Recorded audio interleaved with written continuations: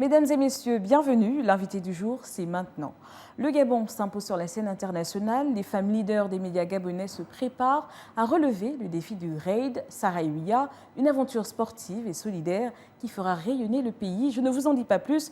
Pour en parler, je reçois sur ce plateau Madame Karine Edwige Minze, qui est coordinatrice générale du réseau des femmes leaders des agences de presse africaines, en abrégé New FAPA. Bienvenue sur ce plateau, Madame. Bonjour et merci. C'est un plaisir de vous recevoir. Alors, premièrement, c'est quoi le New FAPA? Le New FAPA, c'est le réseau des leaders des agences de presse africaines affiliés à la Fédération atlantique des agences de presse africaines. Très bien. Et quels sont vos objectifs? Les objectifs de notre réseau qui est consacré au leadership de la femme, donc le leadership féminin, c'est la question fondamentale que nous sommes fixés comme objectif au sein de notre réseau qui est en son sein des femmes anglophones, francophones et lusophones issues des agences de presse africaines. D'accord. Et comment ce réseau promeut le leadership féminin, sinon la femme journaliste en général, dans les médias africains? Ce qu'il faut d'abord savoir sur notre réseau, c'est qu'il a été mis en place en 2019 à l'issue d'un séminaire consacré au leadership féminin organisé par la FAPA à Rabat au Maroc. Donc depuis cette mise en place de notre réseau, nous avons pensé et nous avons eu la présence d'esprit de mettre en place un site web consacré à la question du leadership féminin. Quels que soient les horizons, quels que soient les pays, ce réseau est consacré à la promotion de la femme dans toutes ses activités, dans les secteurs d'activité économiques, administratifs, ainsi de suite. Dans les médias? Dans les médias. OK. Alors, on parle du leadership féminin. Le New FAPA participe à la 11e édition du Raid féminin solidaire et sportive, le Saraïouya, j'espère que je le prononce bien, cela, qui sera organisé dans la ville de Dakhla, au Maroc, du 1er au 8 février 2025. Qu'est-ce qui vous a motivé, premièrement, à postuler? Ce qui m'a motivé, c'est la question du genre.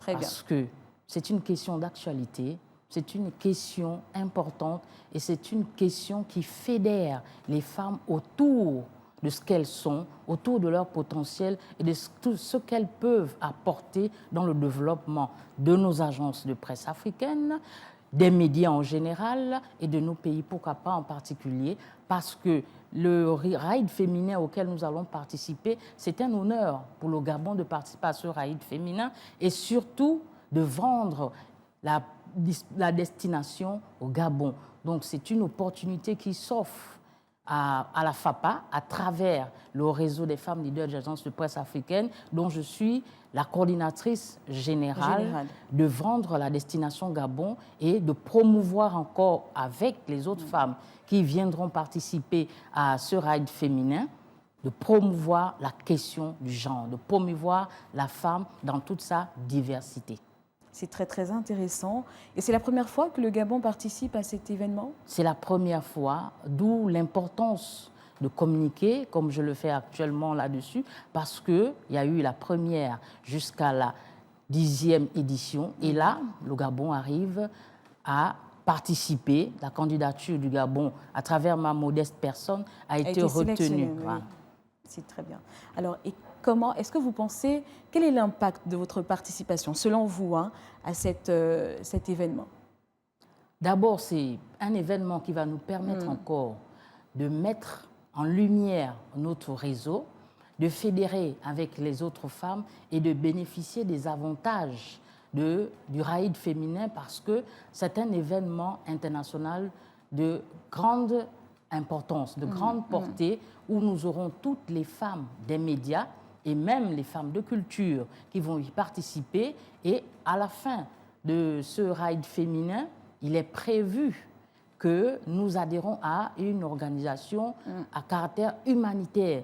Donc, faire partie de cette organisation désormais, parce qu'à partir de la 11e édition, les organisateurs ont proposé que celles qui y participeront autant pour moi, seront les ambassadrices du RAID auprès de leur État et auprès de leurs agences. Donc c'est un honneur pour le Gabon, naturellement pour moi, d'y participer et de vendre la destination Gabon, de faire la promotion de notre pays, le Gabon, et de montrer qu'au Gabon, au sein des médias, les femmes sont actives.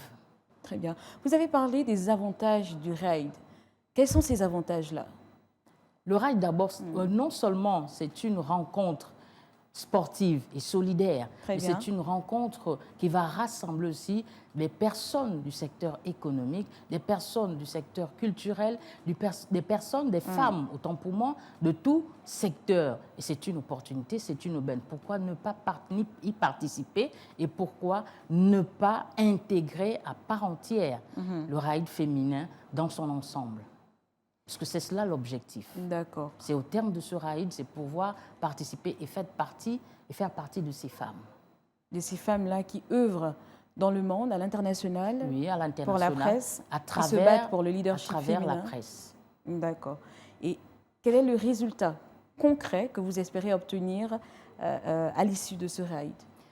C'est d'abord ramener au niveau du Gabon, vraiment au niveau de notre pays, la possibilité à partir de cette 11e édition, que les femmes puissent participer désormais à ce RAID. Parce que jusqu'à cet instant, jusqu'au choix de la candidature du Gabon, ça passait sous silence.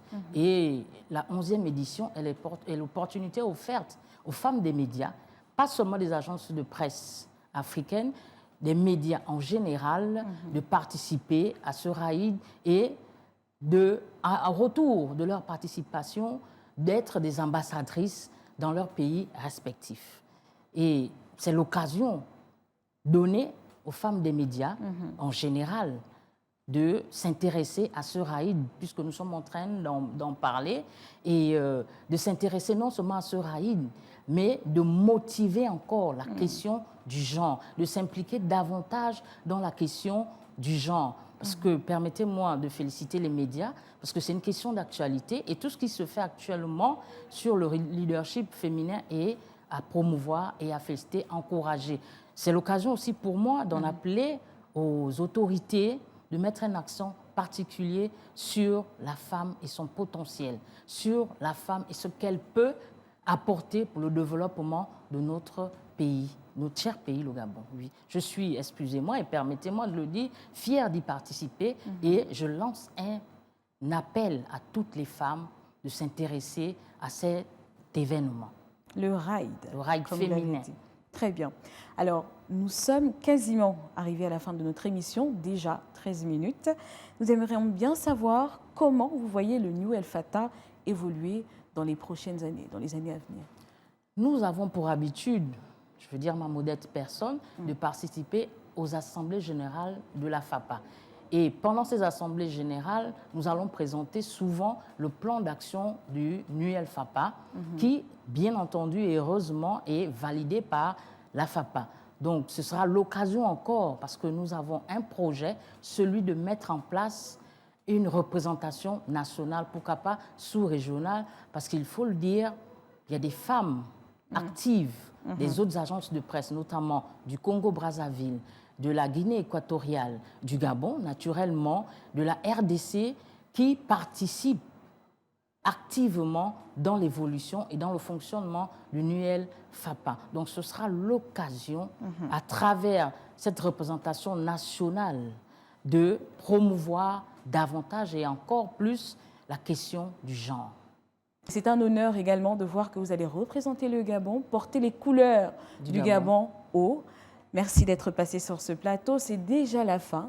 Je rappelle que nous étions avec Madame Karine Edwige Minzé, qui est coordinatrice générale du réseau des femmes leaders des agences de presse africaines, en abrégé NUEL FAPA. C'était un plaisir de vous recevoir sur ce plateau.